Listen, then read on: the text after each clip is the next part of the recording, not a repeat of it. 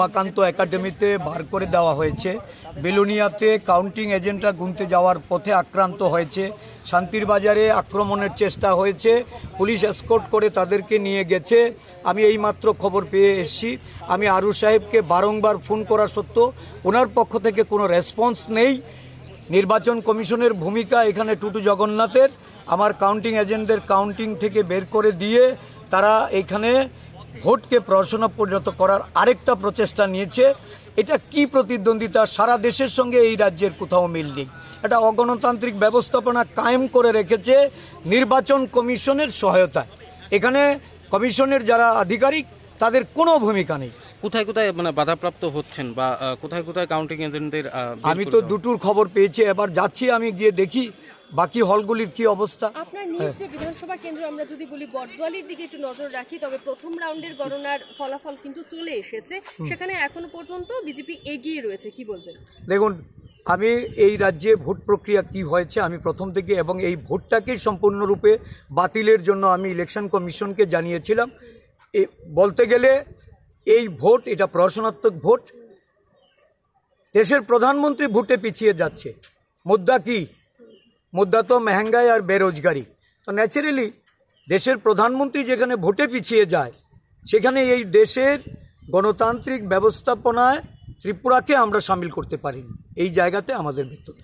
ফলাফল নিয়ে মানে ইন্ডিয়া জোট কতটা এগিয়ে আছে বা কি বলবেন? অ্যাবসলিউট মেজরিটি পাবে, অ্যাবসলিউট মেজরিটি।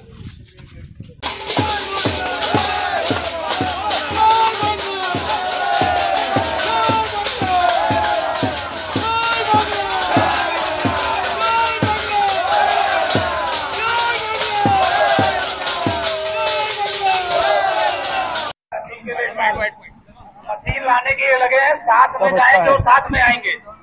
सब अच्छा है भैया, स्थिति बहुत अच्छी है। अभी यहाँ से जब बताया जाएगा ये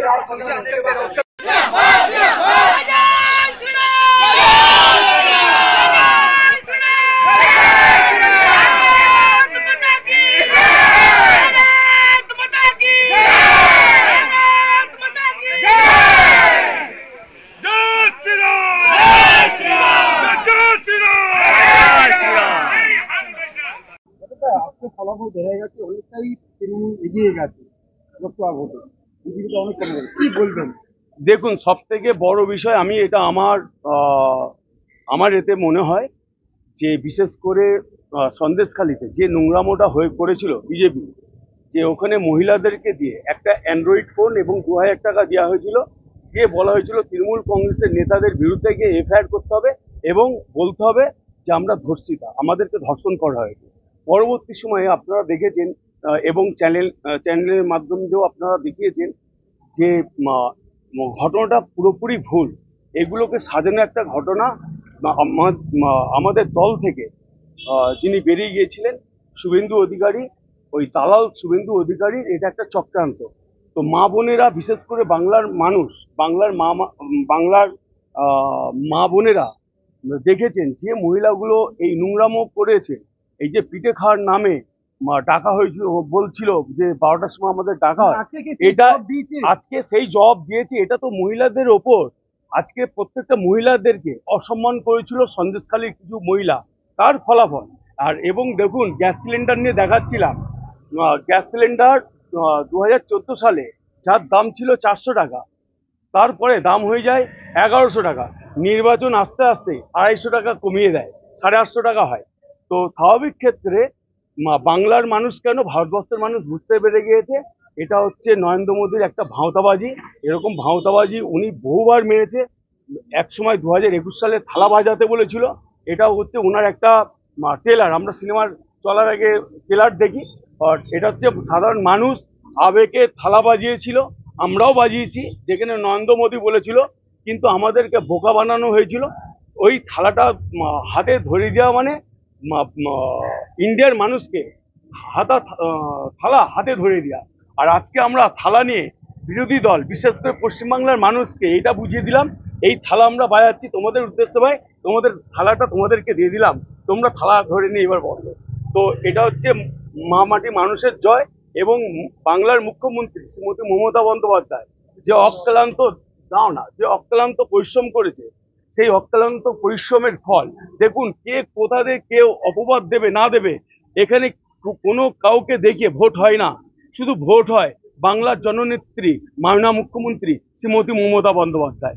এর বাইরে আর কিছু নেই। আর আমরা যারা আছি, আমরা যতদিন বাঁচবো আমাদের রক্ততে আছে কংগ্রেসি রক্ত, আমাদের রক্ততে আছে তৃণমূলের রক্ত, আমাদের রক্ততে আছে মমতা ব্যানার্জির রক্ত। আমরা যতদিন বেঁচে থাকবো মমতা ব্যানার্জির হাত শক্ত করতে আমরা পাশে থাকবো। শুধু একটাই কথা বলবো, জয় বাংলা। বিধানসভা বিধায়ক আর সাথে আমাদের বিধাননগর বিধানসভার বিধায়ক তথা রাজ্যের দমকল মন্ত্রী মাননীয় শ্রী সুজিত বোস মহাশয়, উনি যেভাবে বিধাননগরটাকে পরিচালনা করেছে মানে জাস্ট ভাবা যাবে না। উনি সারা বাংলা জুড়ে বিভিন্ন জায়গায় প্রচার করেছে। আর শুধু বিধাননগরের কথা বলি, প্রত্যেকটা গলিতে গলিতে এসছে। দাদাকে আমি প্রশ্ন করেছিলাম যে দাদা তোমার বিধানসভাতে তো আমি দেখিনি যে তুমি এরকমভাবে র্যালি করতে, মানুষের বাড়িতে বাড়িতে যেতে। দেখুন আমার এই যে জায়গাটা দাঁড়িয়ে আছে 28 নম্বর ওয়ার্ড, শুধু এই নয়াপটির মধ্যে সুজিতদা দুবার এসছে, নসরুলপল্লীতে এসছে দুবার, এবার মহিষবাতান পোলেনাইট তো আছে, সাথে রইল আমার ওয়ার্ড 35 নম্বর ওয়ার্ড। 35 নম্বর ওয়ার্ডে সুজিতদা 7খানা মিটিং করছে। তাহলে বুঝে দেখুন যে একটা বারাসাত লোকসভা কেন্দ্রে তৃণমূল কংগ্রেস প্রার্থী মমতা ব্যানার্জির সুনামধন্য প্রার্থী ডক্টর কাকুলি ঘোষ দোস্তার তিনি ভোটে দাঁড়িয়েছে, আর তার জন্য মুখের রক্ত তুলে সুজিত বোস খেটেছে। এই জয় সুজিত বোসেরও জয়।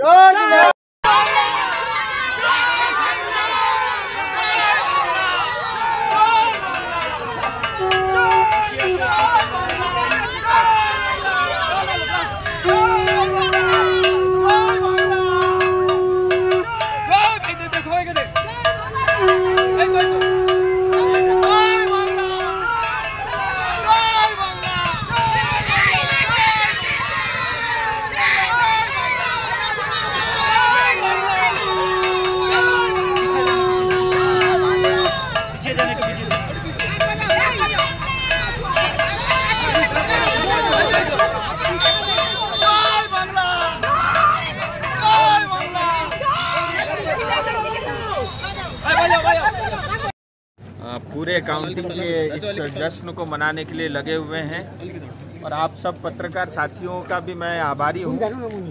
सही तथ्यों को जनता तक लेकर के आप पहुँचे हैं और काउंटिंग चल रहा है।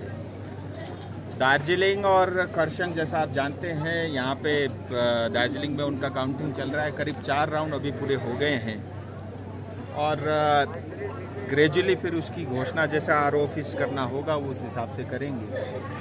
और सिलीगुड़ी में मुझे पता चला थोड़ा स्लो प्रोसेस है, अभी शायद 1 राउंड हुआ है और करीब 5 राउंड जो है कालिम्पोंग हो चुके हैं।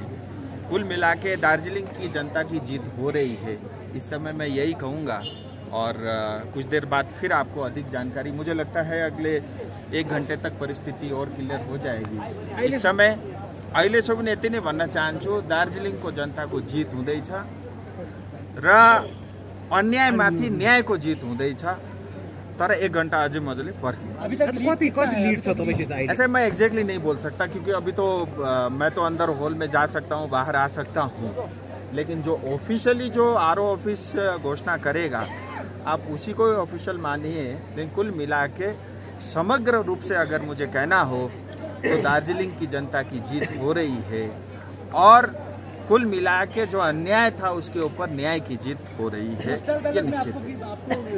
वो पोस्टल बैलेट का चल रहा है, उसके अलावा बाकी भी 3 राउंड 4 राउंड हो गए, कालिम्पोंग में 5 राउंड हो गया है। सो जैसी अपेक्षा थी उस दिशा में आगे हम बढ़ रहे हैं। ধরে এখানে কাজ করছি, প্রত্যেকবার যেটা হয় এখানে মিডিয়া সেন্টারটা থাকে, আমরা পুরো ব্যাপারটা দেখতে পারি। এবার এমন একটা জায়গায় করা হয়েছে যেটা অনেক দূরে, আমরা কিছু দেখতে পাচ্ছি না। আমরা মনে করছি যে কোথাও একটা সংবাদ পরিবেশনের ক্ষেত্রে প্রতিবন্ধকতা তৈরি করার চেষ্টা চলছে। 2 নম্বর হচ্ছে যে আমাদের ওখানে যে মিডিয়া সেন্টার সেখানে চরম অব্যবস্থা, সেখানে ইন্টারনেট পরিষেবা ওয়াইফাই নেওয়া হয়নি, এমন একটা সামান্য মানে এতটাই গরম আমরা ওখানে বসতে পারছি না। তাহলে সব মিলিয়ে এবং আমরা যেটা অনুভব করছি যে কোথাও একটা সংবাদ পরিবেশনের ক্ষেত্রে একটা প্রতিবন্ধকতা তৈরি করা হচ্ছে যাতে আমরা সঠিক সংবাদটা মানুষের কাছে পৌঁছতে না পারি।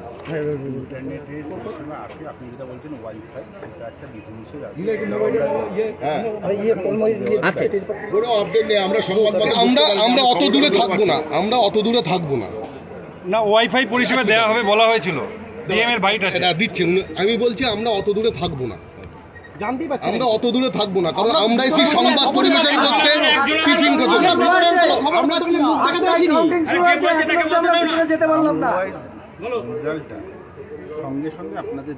না না, আমরা বলছি যে ধরুন আমাদের এখানে কেন ডাকা হয়েছে দেখানো হয়নি সংবাদ পরিবেশন করার জন্য। ধরুন যদি কোনো রকম অব্যবস্থা হয় বা ভিতরে কোনো রকম কিছু হয়ে থাকে, তাহলে আমরা সেই খবরটা পৌঁছতে পারবো কি পারবো না? আমাদের কাছে নির্দিষ্ট করে খবর আছে, রিগিং চলছে, কাউন্টিং এ গন্ডগোল চলছে, আমাদের কাছে খবর আছে। আপনি বলুন হ্যাঁ কি না। আমরা কেন আসতে পারবো? কি বলেছে তাহলে, কি বলেছে 100 মিটার দূরে করতে বলেছে? না ওখানে কেন আমরা কেন দেখতে পাবো? আপনারা বলুন যেটা মনে করছি আমরা, এবং আমাদের কাছে নির্দিষ্ট করে খবর আছে। না আমাদের কাছে নির্দিষ্ট করে খবর আছে যে গণনা কেন্দ্রে কারচুপি চলছে, আমাদের কাছে খবর আছে, এবং সেইটা যাতে সংবাদ মাধ্যম পরিবেশন করতে না পারে তার জন্য সব রকম ভাবে সংবাদ মাধ্যমকে আটকে দেওয়া চলছে। এটা আমাদের কাছে খবর আছে। এবার আপনারা বলুন, কি আপনি মুখপাত্র হিসেবে এসেছেন প্রশাসনের, আপনি বলুন ঘটনাটা কি ঘটেছে। না সেটা বাস্তব নয়, আপনি যেটা বলছেন সেটা ভিত্তিহীন। আচ্ছা, আপনি যেটা বলছেন গণনা কেন্দ্রে কারচুপি হচ্ছে, পুরোপুরি ভিত্তিহীন। এরকম কোনো ঘটনা হচ্ছে না। মিডিয়া সেলে আপনারা যেটা বলেছেন ইন্টারনেট পরিষেবা আছে, ওয়াইফাই এর জন্য বলছি, সেটা আলোচনা করছি। এটা ইসিআই এর একটা মিডিয়া সেন্টারে, এতদূর মিডিয়া সেন্টার করার কথা কি ইসিআই বলেছে? মিডিয়া সেন্টার তো দূরে নয়, মিডিয়া সেন্টার আপনি বলছেন গতবার যেটা সেখানে হয়, সেখান থেকে এত দূরে হলো কেন?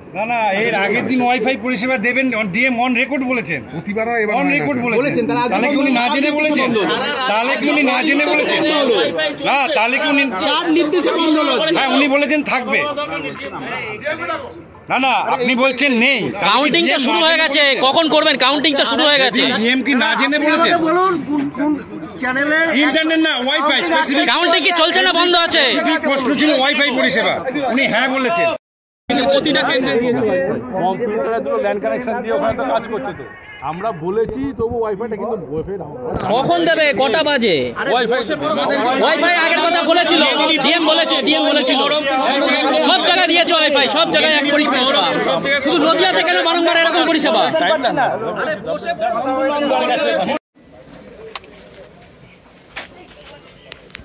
এই মুহূর্তে আপনি এগিয়ে আসেন মালদা দক্ষিণ কেন্দ্রে, এবং কি ভাবছেন এই মুহূর্তে, মানে এবং সারা দেশেও বিজেপি খুব স্বস্তিদায়ক অবস্থায় নেই? হ্যাঁ, না যে লাগছে যে আমি তাই বললাম, আমাদের লিডাররা রাহুল গান্ধী এবং আমাদের এআইসিসি প্রেসিডেন্ট খার্গেজি, ওরাও বললো যে এইগুলো পোলিং ঠিক নেই, মানে হয়তো পেড চ্যানেল অনেক হয়ে গেছে দেশে, তো যে রেজাল্ট আমরা দেখছি খুব মানে কাছাকাছি হয়ে যাচ্ছে। মানে এখন মাঝে মাঝে বিজেপি না এনডিএ, বিজেপি ছেড়ে দেন, এনডিএ 270 হয়তো পৌঁছাতে পারবে না, মাঝে মাঝে মানে যে ভ্যারি করছে সারাদিন। তো আর আমরা খুব খুশি যে এখন অবধি আমাদেরকে লাগছে, যেমন আমরা বলছি প্রথম থেকে আমাদের লাগছে আমাদের মালদাতে আমরা 1 নম্বরে আসবো, সাউথ মালদাতে আমাদের 1 নম্বরে চলছে। আর যেভাবে আমরা বিভিন্ন কাউন্টিং রুম থেকে খবর পাচ্ছি, আমাদের লিড আরও বাড়বে কিছুদিনের মধ্যে।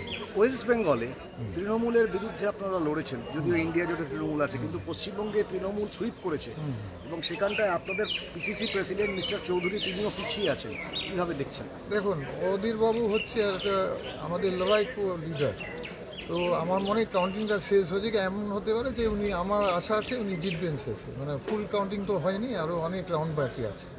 উনি একটা সব ওয়েল নোন লিডার, সবাই চিনে ওনাকে, আমার মনে হয় উনি শেষে উনি। হিসাবে আপনার বাবা যে ভোটে জিতেছিল 19 সালে, এবার কি মার্জিন? হ্যাঁ, আমাদের আশা আছে যে মানুষের দু আশীর্বাদ যেভাবে পাচ্ছি, আমাদের মার্জিন ওর থেকে ভালো। একটা প্রশ্ন, সেটা হচ্ছে আপনাদের ভারত জোড়ো যাত্রায় রাহুল গান্ধী দীর্ঘদিন পশ্চিমবঙ্গে সময় দিয়েছেন, প্রধানমন্ত্রী এবং অমিত শাহ তারা পর্যন্ত পশ্চিম